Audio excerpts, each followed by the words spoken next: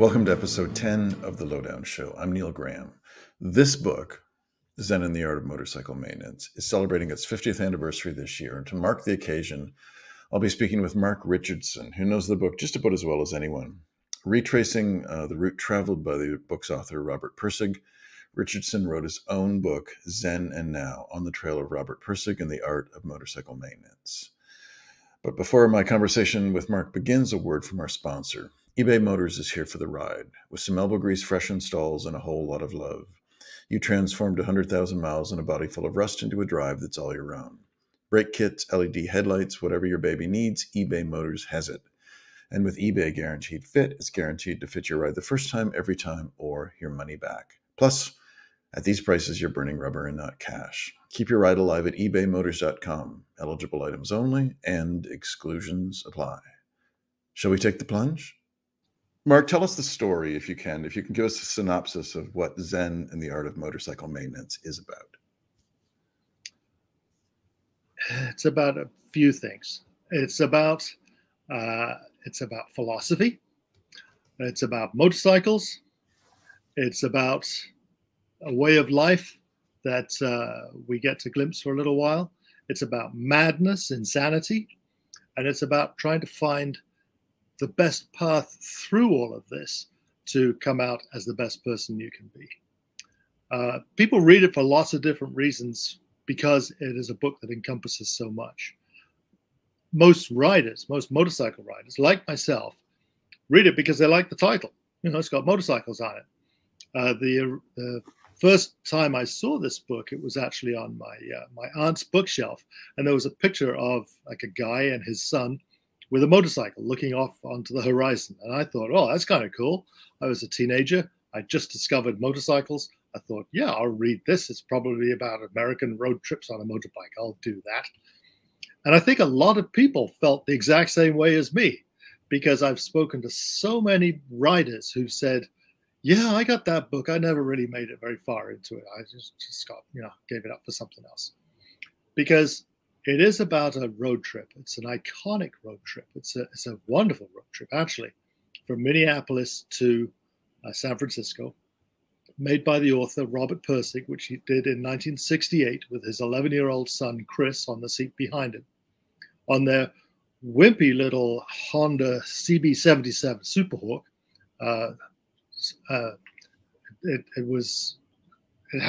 I think it made 12 horsepower, 20 horsepower. And this is two up with all their luggage and their camping gear and everything. These people slept rough. So it's about this trip that they made together, going through the Midwest of America, across the prairies, through the mountains, down to the ocean, all of that. But really, it is a book of philosophy in which the author uses this road trip to discuss his thoughts on how to best match East and West, how to best match all the classical philosophy of Socrates and Plato. And this is usually where people get bogged down, but how to match the classical and practical philosophy of those ancient Greeks with Eastern thought from Zen and the like. And the author had experienced both of them, and he tries to explain his way through the whole thing. And he uses the road trip to do this. Mark, who was Robert Pirsig? Who was he? He was a nutbar. Let me tell you that. The man passed away a few years ago now, just relatively recently, but a few years ago. He had a long and successful life, died in his 80s. But he was a man who was a genius. He was very much a tortured genius. He had an IQ of 170, at least 170. His dad was the head of the law department at the University of Minneapolis.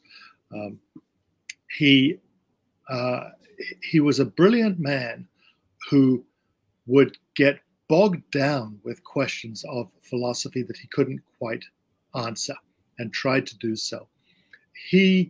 It drove him mad. It literally drove him mad. And after he tried to kill his wife, he was committed to an insane asylum where they applied electroshock therapy to him. They were going to lobotomize him, but they stopped just short because they thought the electroshock therapy should probably do the trick.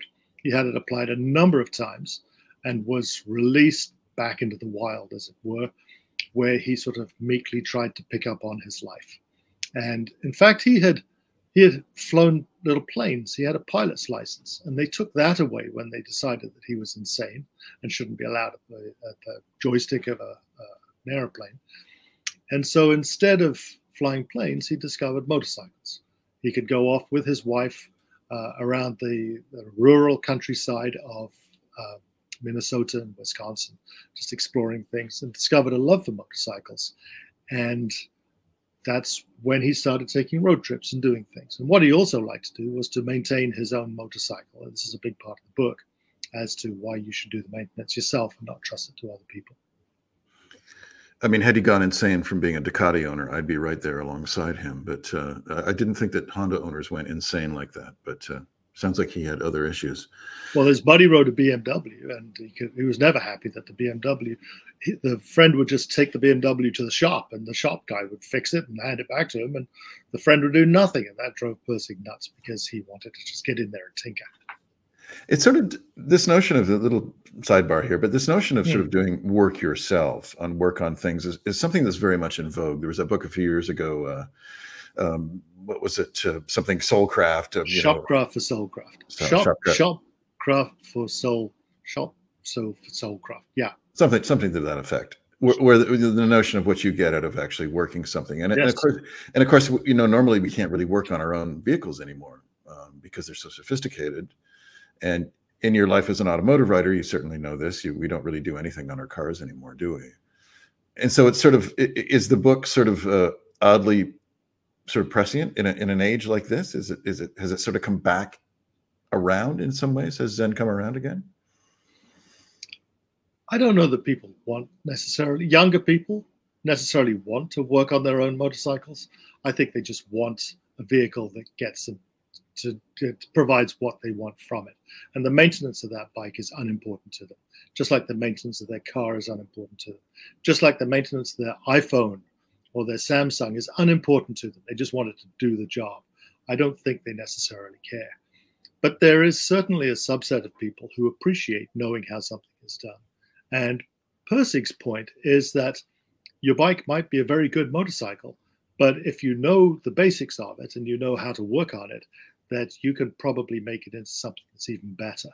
And you can create something that will truly give you satisfaction in your life. So Pirsig's road trip with his son, Chris, that sort of is the backbone of the story. In 1968, the book comes out in 1974, 50 years ago. Does the book stand up, or is it very much of its era? I mean, I haven't read it in a long time, but I remember, the road trip stuff just sweeps you along.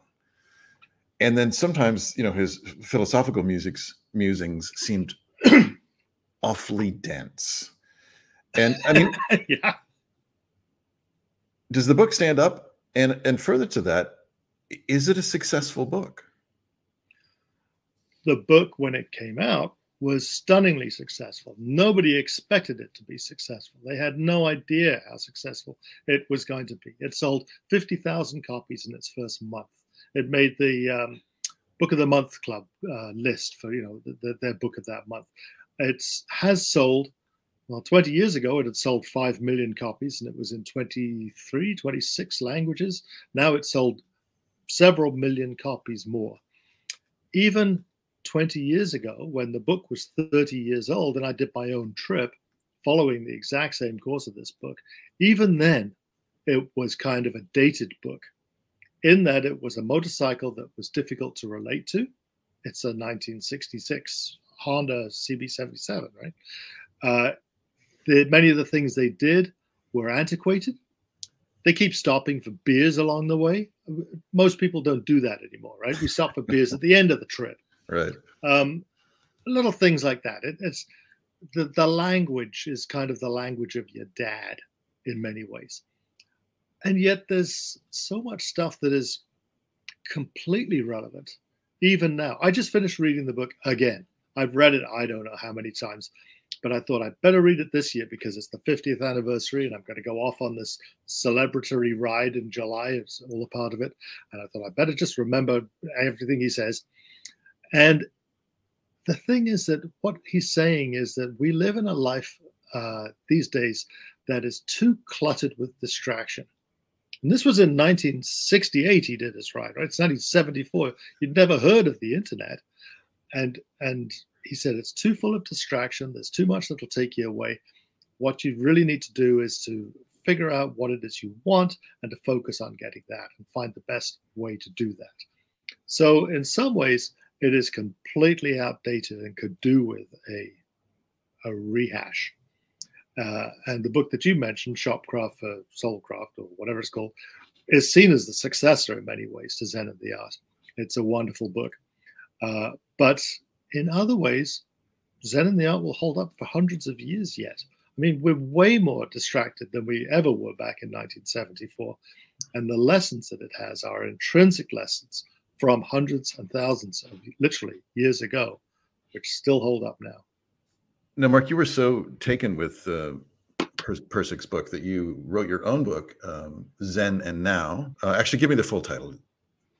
Well, it's actually called Zen and Now on the Trail of Robert Pirsig and the Art of Motorcycle Maintenance. Which is a really wonderful book. I was an editor of a magazine. I remember we excerpted a section of the book, and I've read it, and it really is a great. I thought it was a great primer too, because I read yours and then I went and read Pirsig's book, which I think is a really sound way to approach it. Your book is a very sort of personal journey, but why? What were you looking for on that trip when you started to write your own book? Again, I was looking for several things. It took me a little while to read Pirsig's book. I should back up here and say that I first tried to read it when I was a teenager, got 50 pages in, and then he waxes on about Aristotle and Plato, and I just lost all interest. Tried again, probably 10 years later, because I'd heard it was a good book, and got twice as far in, and again, got distracted by something else, lost all interest. And then when I was 41 years old, I took the book with me to a cottage to read, just lying in a hammock with a family holiday. I had two young kids, two boys. They were probably 5 and 4, 5 and 3 at the time, that sort of age. They were a handful. And I just thought I was literally packing up to go off to this cottage near Rice Lake, Ontario, and with my wife and my two boys. And I thought I should take something to read. And I saw the book on the bookshelf, and I thought, it's supposed to be this good book. I should read this book. So I just took it, and 2 or 3 other books too, ones you can count on, Robert Ludlum and the like. And I ended up sitting reading this Zen and the Art. And when it got to the fiddly bits, the tough bits, the molasses bits of philosophy that I wasn't terribly interested in, I just brushed past that, and I went on to the next section.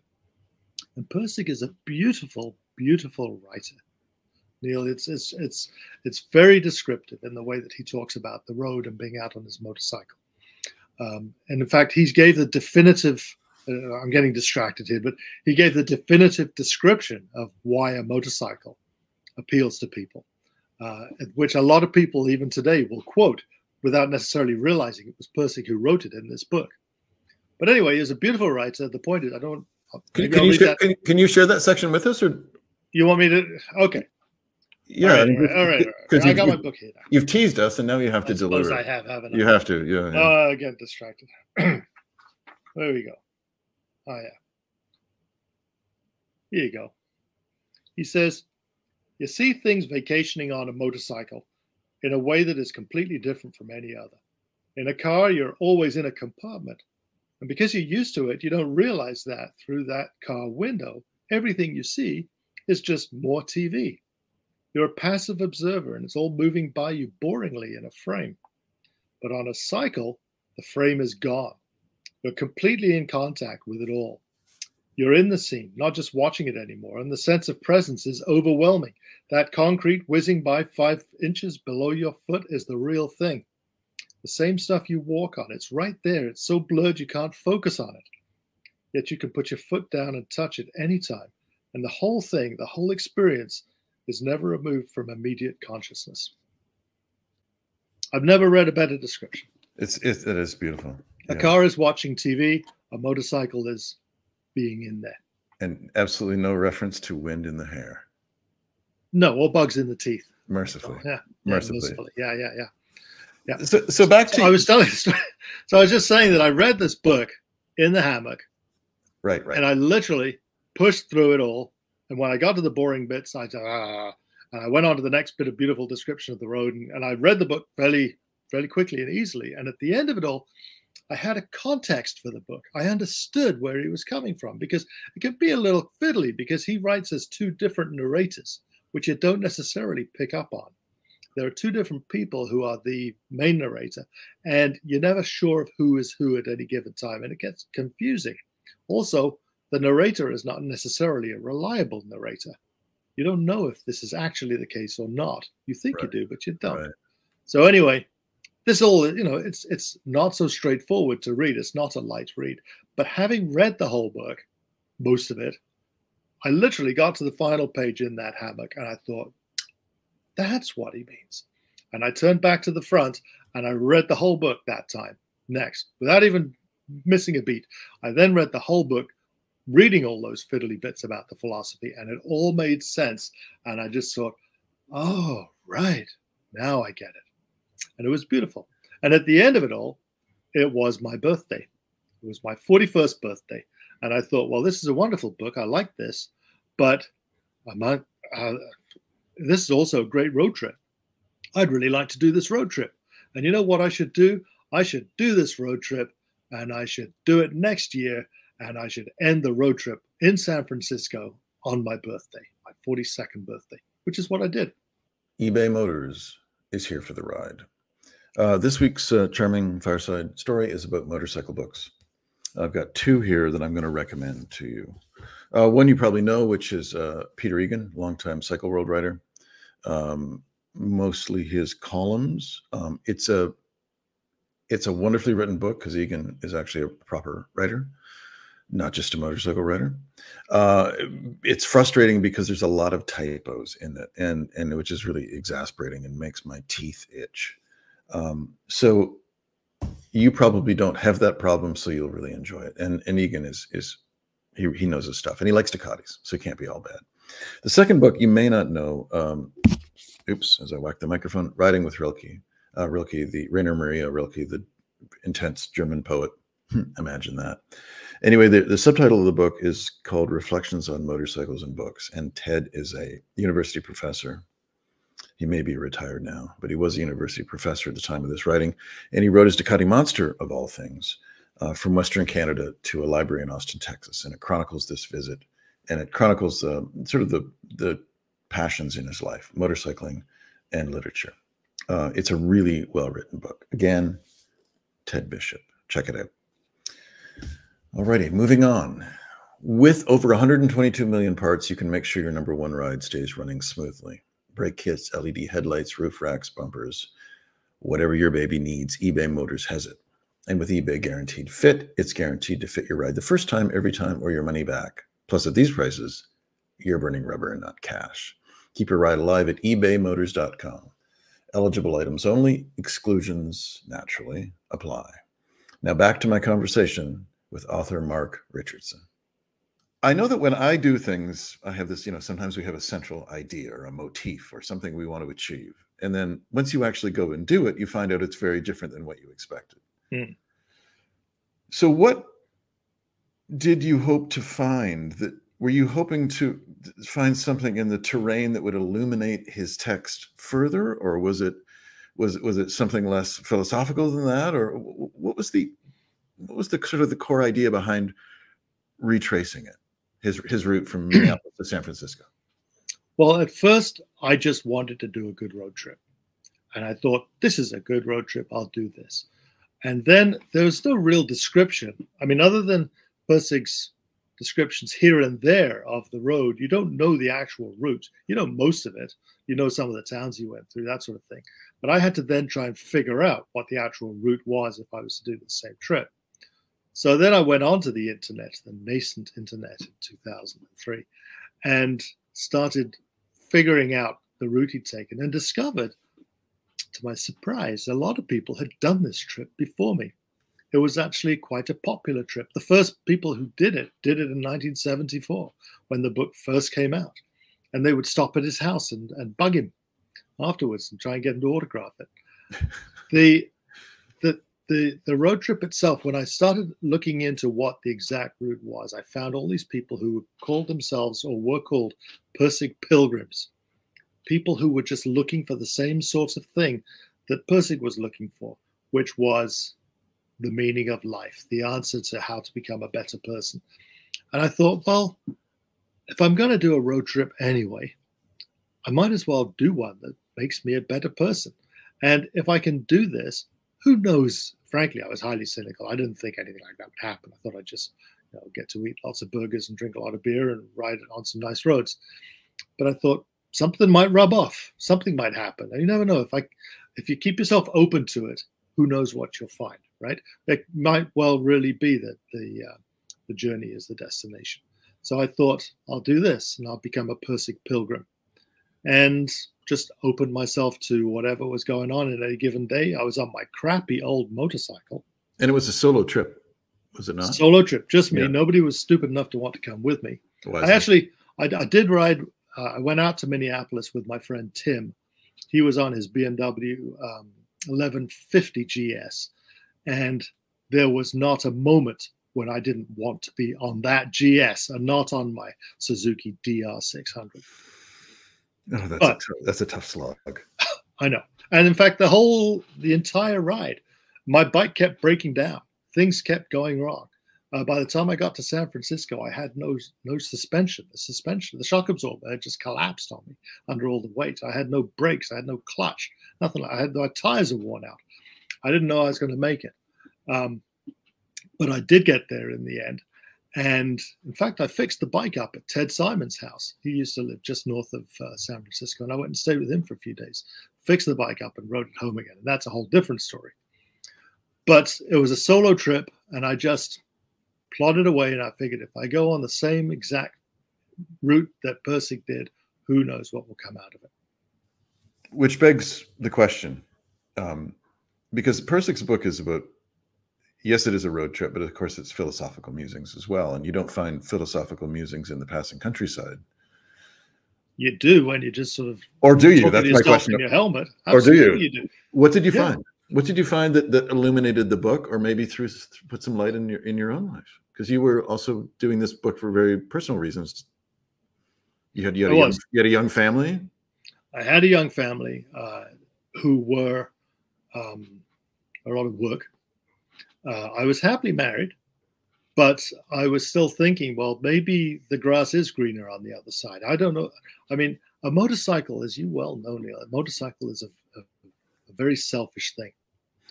You can't carry your children around on the motorcycle, not until their feet can touch the foot pegs. It's just not safe, aside from anything else. So I knew that I could never ride my motorcycle with my kids until my eldest kid was at least 9 or so years old. And so if I was to ride my motorcycle before then, I was leaving my family, even for a day trip. Sorry, dear, I'm going off to do something and I'm doing it on the motorcycle, so I'm going alone. I couldn't take my wife with me because the only person she trusted to look after the kids was her mother. So her mother had to say over whether she got to ride on my motorcycle or not. And you can pretty much guess how that one went. Absolutely. So a motorcycle is a very selfish thing. And that's why so many people, not just men, women too, give up the motorcycle when the kids come along because they can't carry their kids with their motorcycles.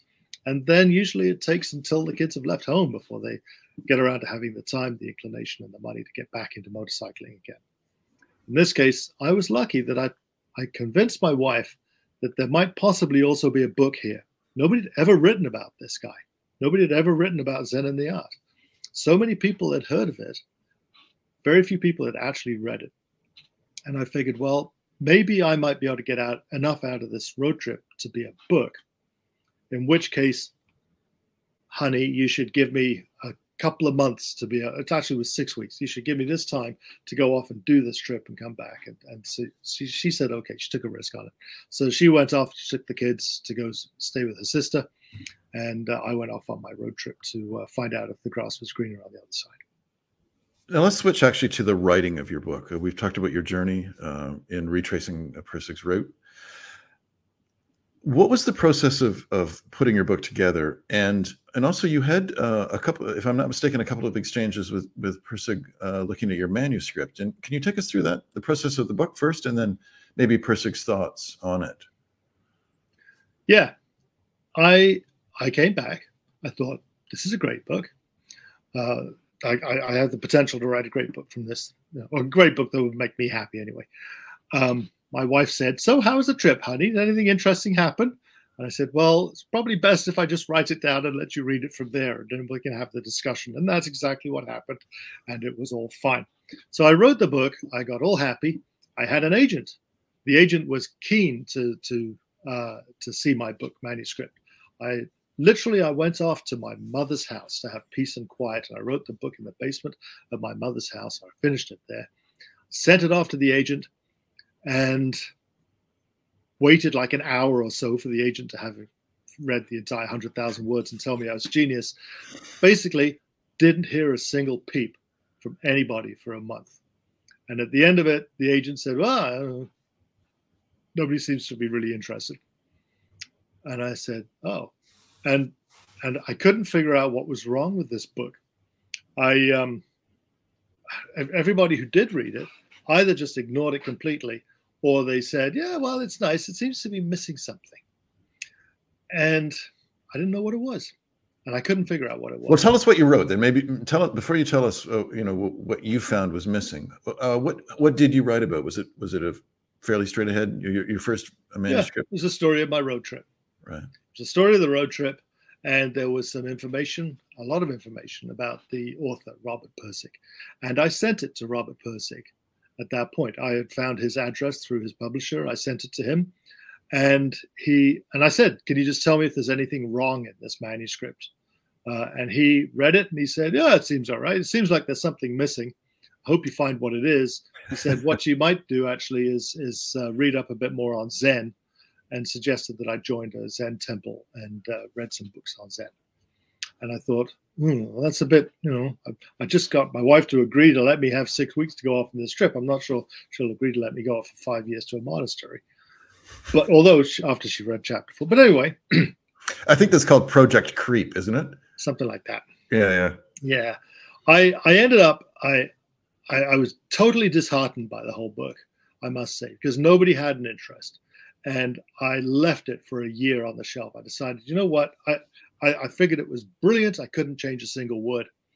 And I thought, well, obviously it's not, but I can't see it. So I put it on my bookshelf, literally on December 31st of whatever year that was. And I said, I'm not going to look at it for 1 year. But in that year, and I didn't look at it for a year. But in that year, you remember Bruce Reeve, the editor of Cycle Calendar magazine? Wonderful editor, yeah. Wonderful editor. I knew Bruce from my time as a journalist, and Bruce, in fact, published my very first piece of writing ever, which is what inspired me to become a journalist in the first place, a story about riding the same motorcycle up to the Northwest Territories. He published that, so I knew of him. And I met him at an event, and he said, hey, Mark, how's that book going? And I said, well, it's not going very well, but one of the things about Bruce, as you know, Neil, is that he was a very cerebral guy. He was a very well-read and literary guy. He had originally wanted to be a literary editor, not a motorcycle magazine editor.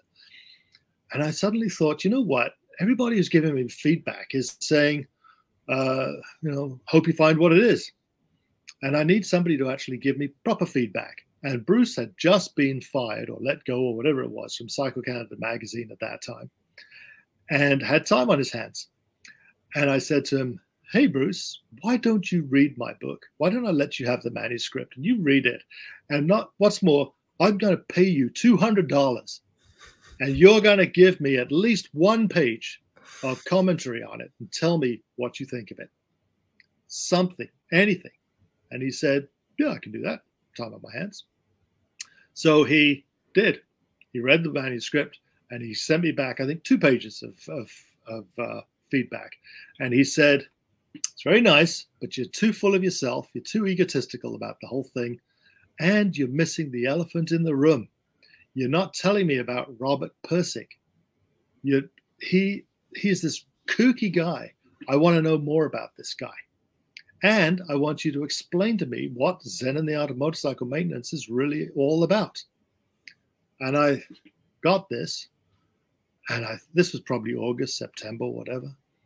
And I thought, well, I can't tell you any more about Robert Pirsig because the man is a recluse. He went into hiding after this book was published. He hated fans. He hated people accosting him in the street. He hated this. He was living somewhere in New England, nobody knew where, hiding from his readers. And I can't tell you any more about him. I've told you everything that I found on Google. And what's more, the description of all about Zen and the Art of Motorcycle Maintenance, people have done PhDs on this book. I'm not good enough to do anything like that. I don't have that kind of thing. So I despaired. I said, oh, thank you, Bruce. Now I know what the problem is. Obviously, I can't do it. But I still had 4 months before I took my book off the shelf. So I did some chipping away. And I did another reading of the book. And as I chipped away a bit more, I did find some more stuff out about Robert Pirsig. And then eventually I found people who knew something of him. And then I found his ex-wife, and I found his surviving son. And it all fell into place. And on January 1st, I yanked that manuscript off the shelf. I looked at it. I thought, well, this is crap. It was 100,000 words. I literally threw out 40,000 of those words as just egotistical ravings, stupid. And I wrote a new book based around Bruce's criticism and based around all the information I found after that. And then publishers came banging on the door. You're listening to The Lowdown Show.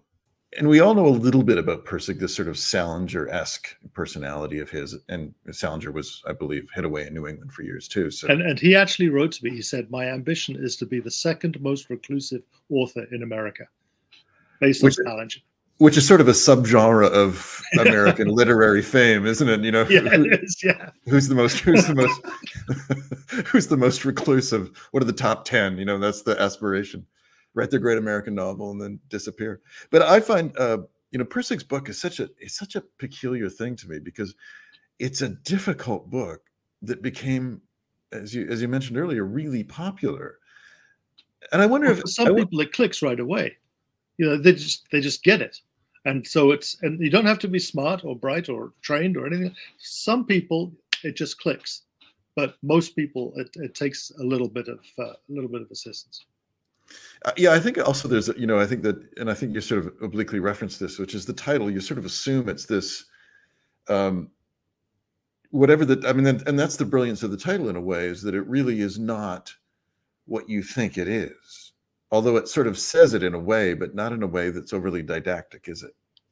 Well, he says right at the very beginning of his book, as like an opening thing, he says that what follows is based on actual occurrences, although much has been changed for rhetorical purposes, it must be regarded in its essence as fact. However, it should in no way be associated with that great body of factual information relating to orthodox Zen Buddhist practice, and it's not very factual on motorcycles either. So it's really not about those specific things. It's about a number of things. It's about Zen. It's about art and science. And well, the motorcycle maintenance is the science, the art is the art, and incorporating Zen into all of this. In much of life, there's 3 sides to everything. You think there's 2 sides? There's always going to be 3 sides to everything. And it comes, like the Father, Son, and Holy Ghost, that sort of thing. It's always 3. There were 3 sides to my own book when I wrote my book. It was my own road trip.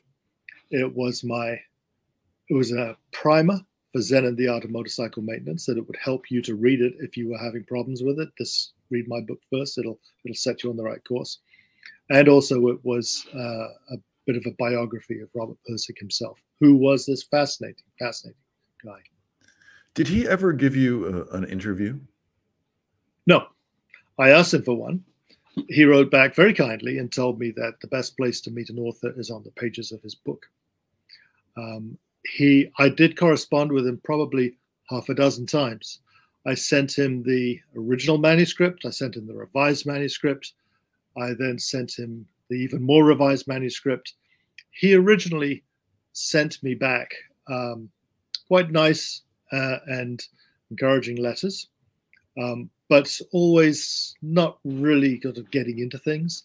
And those letters became shorter and more terse, as it were, toward the end. He would just answer the questions. He would literally take my letter, which was printed out, and he would put it into a typewriter and type his responses between my paragraphs, just in red ink or whatever it was. And I could understand he was getting a bit pissed off at me at this point. He wanted to be left alone. And there was I asking questions like, did you carry a gun in your saddlebags? You know, he didn't want to get into that sort of stuff. Then when the book was sold to the publisher, that he wrote me a very nice letter congratulating me, saying, now you know what it's like. Now you know what it's all about. Well done for getting your book published. He had not read the final version, and he was a little worried about it, I think, because he knew I'd been speaking with his ex-wife and with his estranged son, and knew that they probably didn't have nice things to say about him. I ensured that he did get an advance copy of the book. I was worried that he might try and put a stop to it when he read it, but he did not. But he did write me. I wrote him a note when I sent that copy through to him, and he wrote back to me saying, thank you for the copy. We won't be corresponding again in the future. Which sounds like the perfect response, really. Yeah. A little part of me was grateful because I was kind of terrified of meeting the guy. I also didn't think I liked him very much. He was not a very good father. And I don't have a lot of time for deadbeat dads. And I got the feeling that he was very self-involved, very, well, not just self-involved, a terrible father who just abandoned his family at their time of most need. His two sons, Chris and Ted, were having terrible times with police, with drugs, with everything else. And Robert Pirsig is just locking himself away to write his book. That's not good. And he's trying to kill his wife, for God's sakes. Don't forget that. Anyway, I was happy to not meet him in the end because a little part of me was nervous to do so, but also I liked to think of him. It's kind of like I always wanted to drive an Aston Martin because of James Bond, and Aston Martin's my favorite car. And then I drove an Aston Martin, and you know what? It wasn't that great. The Porsche's better, sorry. And there's a disappointment. And so I'm glad that I didn't have the opportunity to be disappointed by Robert Pirsig. Accompanying Pirsig on the trip was his son, Chris. And Chris has not become a figure that we know very well. What is Chris's story? Chris was 11 years old at the time of the trip. Pirsig liked to take his kids, I don't like to, but he was encouraged by his wife, Nancy, to take each son on trips so that they could have some father-son bonding. This was his father-son bonding. He did another trip the following year with his other son, Ted, who, when he took him all the way north up to Churchill, Manitoba, all the way to Hudson Bay to go fishing, it was an adventurous trip. Chris, though, got himself into trouble with drugs, as did Ted. Both boys went off the rails. Both boys were arrested. Chris ended up sorting out his life somewhat. I think he was a good kid at heart. He sorted out his life, but he did get into drug trouble. And when he was last up before the court in Minneapolis, his grandfather, who had been like this big-time lawyer in the Twin Cities, persuaded the judge that the best thing for him was to not do time in a remand home or in a prison or anything like that, but to go off and seek self-awareness, etc. So he was basically, instead of being sentenced for drug possession and trafficking, he was given time to go and join the Zen Buddhist monastery in San Francisco, which he did. And he was getting his life back together. He was 22 years old, about to turn 22 years old, bought himself a motorcycle even, and was murdered on the street outside the Zen temple in San Francisco in the Haight-Ashbury district. So apparently it was just a senseless stabbing left in a pool of blood on the sidewalk. There were rumors that it wasn't totally senseless. He owed money or something like that. I was never able to get to the bottom of that. And again, I didn't want to be disappointed. He was stabbed. The murderer was never caught. He died at almost 22 years old, his whole life ahead of him. And frankly, that just helped the book sell more. There is a degree of pathos, isn't there, around Pirsig and around the book? It's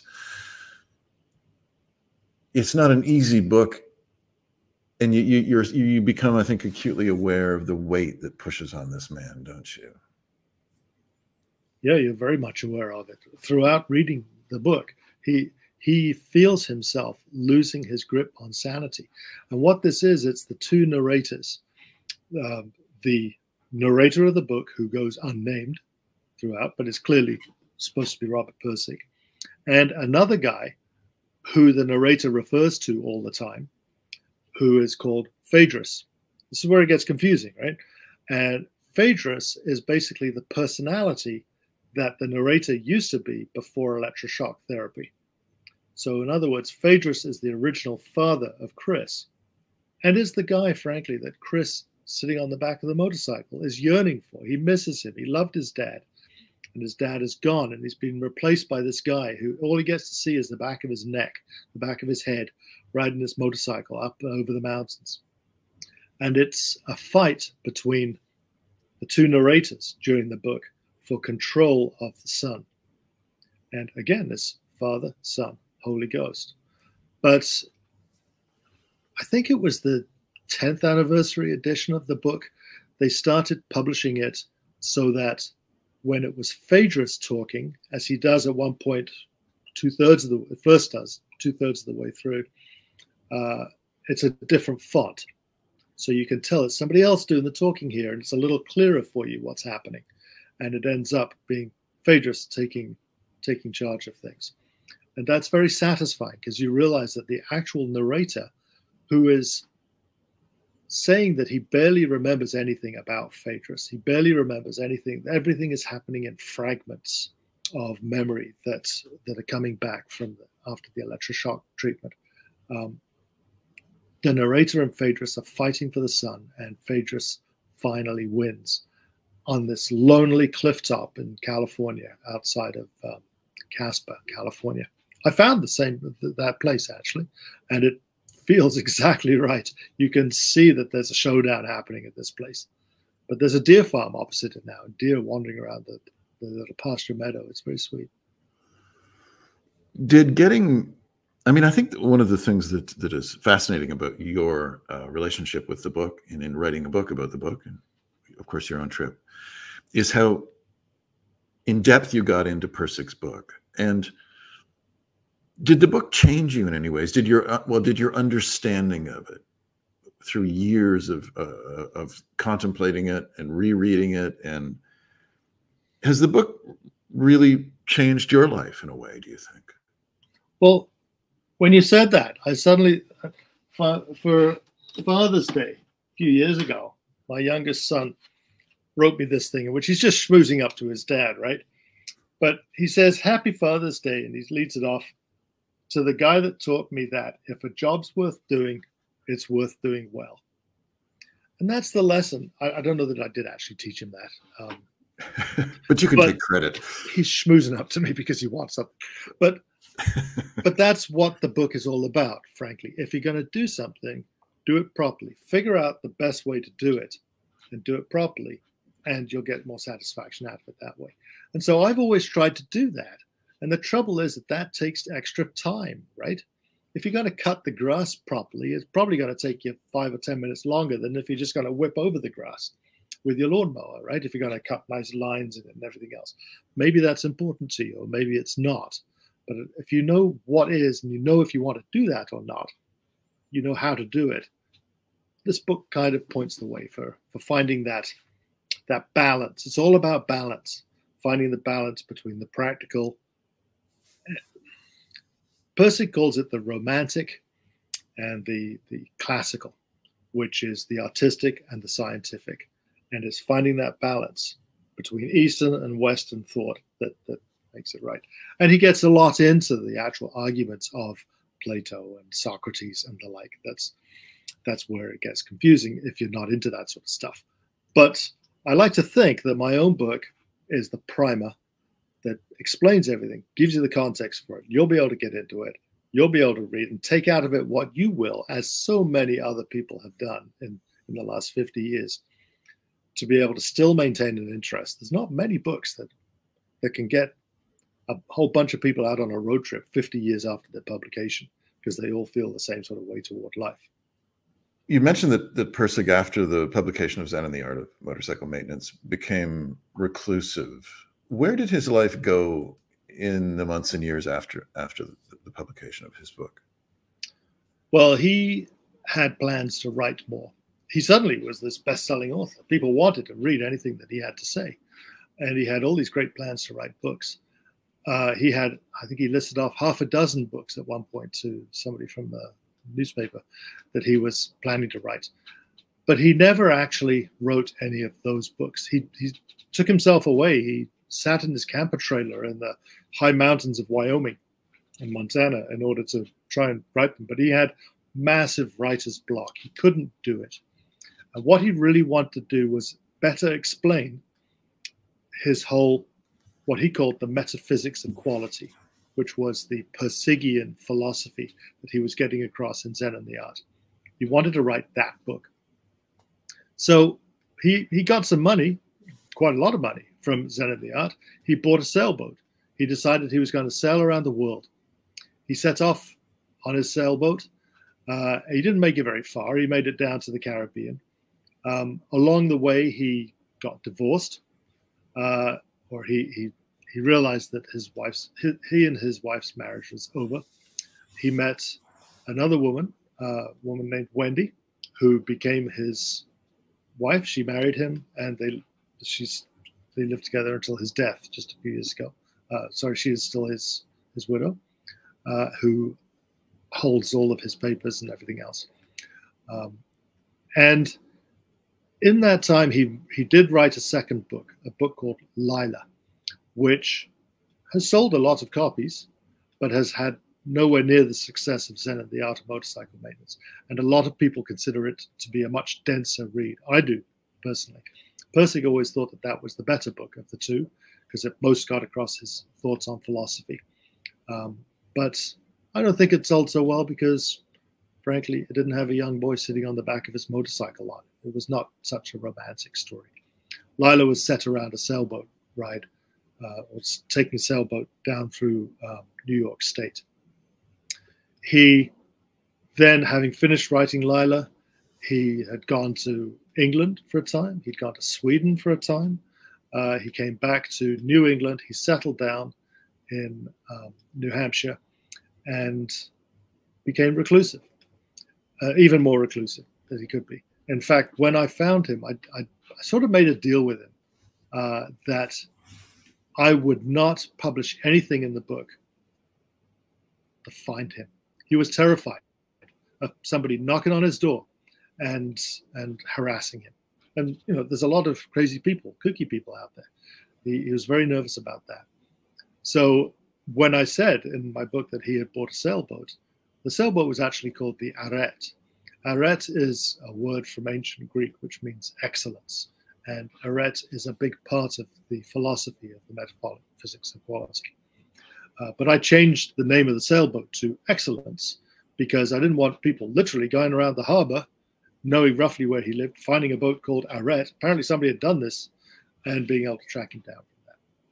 Now, if the book makes another edition, I think it's probably time to change that back to Arete. But he died recently, and his wife, Wendy, donated his motorcycle, the CB77, to the Smithsonian Museum in Washington.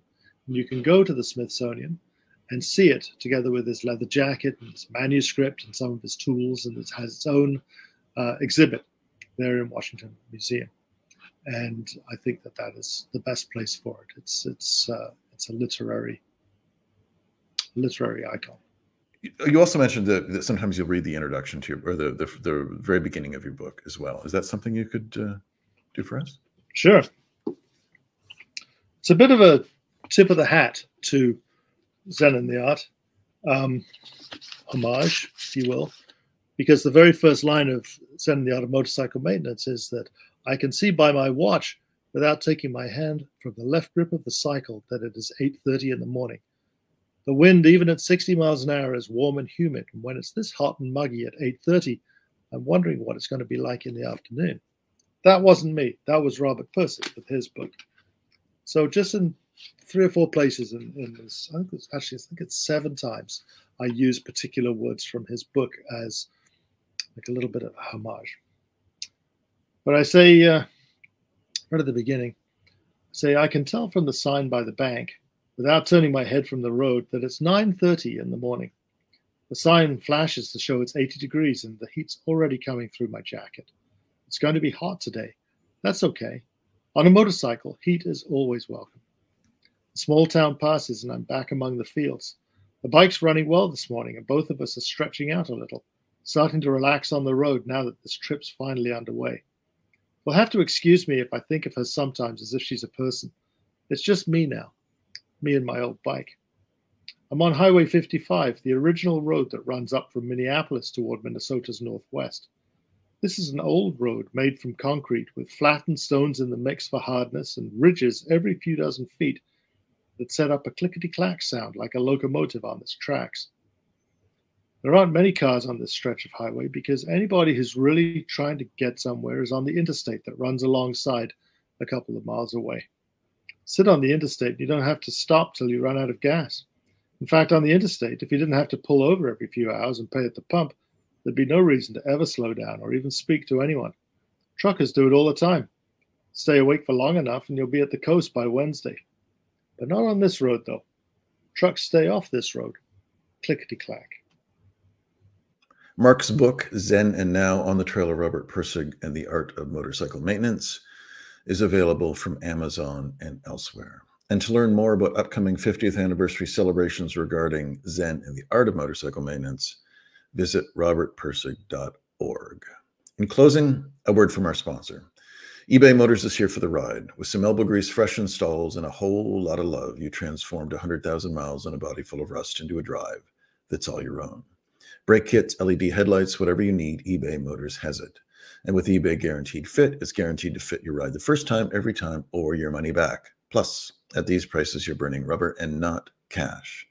Keep your ride alive at ebaymotors.com. Eligible items only and exclusions apply.